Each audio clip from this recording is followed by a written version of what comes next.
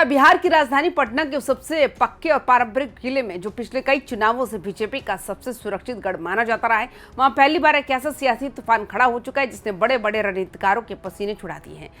जिस बांकीपुर सीट पर बीजेपी के राष्ट्रीय अध्यक्ष नितिन नवीन का दबदबा रहा हो, जहां पार्टी ने 50 विधायकों और एमएलसी को हर जाति और हर मोहल्ले में उतार दिया हो, वहां अचानक जनसुराज के प्रशांत किशोर की एंट्री से समीकरण इतने क्यों उलझ रहे हैं। लेकिन इस उपचुनाव का सबसे बड़ा और खौफनाक इनसाइड सस्पेंस तो अब सामने आए हैं। आखिर कैसे प्रशांत किशोर बीजेपी के उस पुराने और परखे हुए बूथ जीतो चुनाव जीतो के फॉर्मूले को उन्हीं के स्टाइल में काटने की कोशिश कर रहे हैं। क्या नीट पेपर लीक और भर्ती परीक्षाओं का गुस्सा बांकीपुर की कोचिंग हब में रहने वाले हजारों युवाओं को सरकार के खिलाफ वोट देने के लिए मजबूर कर देगा? और सबसे बड़ा सवाल, क्या 30 जुलाई को होने वाला ये मतदान सिर्फ एक विधायक चुनने का चुनाव है, या फिर ये आने वाले बिहार विधानसभा चुनाव से पहले सम्राट सरकार और बीजेपी के 100 दिनों की रिपोर्ट कार्ड पर जनता का सबसे बड़ा फैसला साबित होने जा रहा है। नमस्कार, आप देख रहे हैं वाइबिन बिहार झारखंड। मैं हूं आपके साथ मुदिता त्रिपाठी, लेकर आई हूं to the point.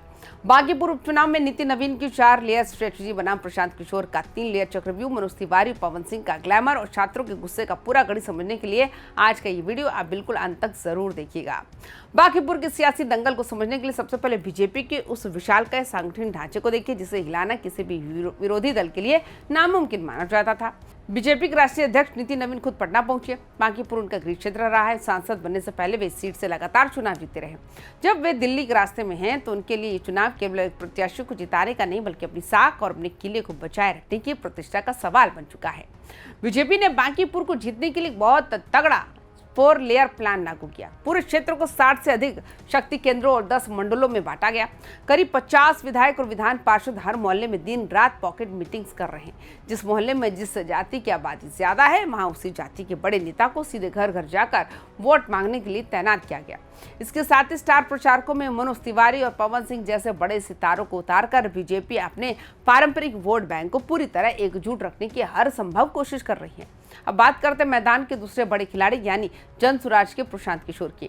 Prashant Kishor भली भांति जानते हैं कि पारंपरिक तरीके से बीजेपी को उनके अपने ही गढ़ में हराना नामुमकिन है। इसलिए उन्होंने नितिन नवीन की 4 लेयर स्ट्रेटेजी का काट निकालने के लिए अपना एक सीक्रेट 3 लेयर चक्रव्यूह तैयार किया। प्रशांत किशोर का सबसे बड़ा दाव है कि माइक्रो लेवल कनेक्ट। वे अब तक 20 से अधिक पदयात्राएं और 24 से ज्यादा मोहल्ला बैठकें कर चुके हैं। रोज करीब 5000 लोगों से सीधे आमने सामने की मुलाकात हो रही है। सबसे दिलचस्प बात तो यह है कि बांकीपुर में जितने भी स्थानीय नेता हाल के दिनों में वार्ड पार्षद का चुनाव हारे हैं, पीके ने उन्हें अपने साथ जोड़ लिया, क्योंकि ये वो लोग हैं जिनका हर गली और हर मकान में अपना पर्सनल नेटवर्क है। जनसुराज के सभी 422 बूथों पर बने 3 लेयर स्ट्रक्चर में पहली लेयर महिलाओं की है, दूसरी स्थानीय कार्यकर्ताओं की और तीसरी युवाओं की। इसके साथ ही जनसुराज के 20 स्टार प्रचारक और 8 से 10 लोगों की हाईटेक सोशल मीडिया टीम हर दिन 10 से 11 एक्सक्लूसिव वीडियो के जरिए इस पूरे चुनाव को डिजिटल प्लेटफॉर्म पर पूरी तरह से डोमिनेट कर रही है। हमारे आज के शो टू द पॉइंट का सबसे अहम मोड़ यही है कि आखिर प्रशांत किशोर ने चुनाव के मुख्य एजेंडे को बदला कैसे है। बांकीपुर विधानसभा क्षेत्र की सबसे बड़ी खासियत यह है कि यहाँ बिहार भर से आए प्रतियोगी परीक्षाओं की तैयारी करने वाले लाखों छात्र और कोचिंग सेंटरों से जुड़े परिवार रहते हैं।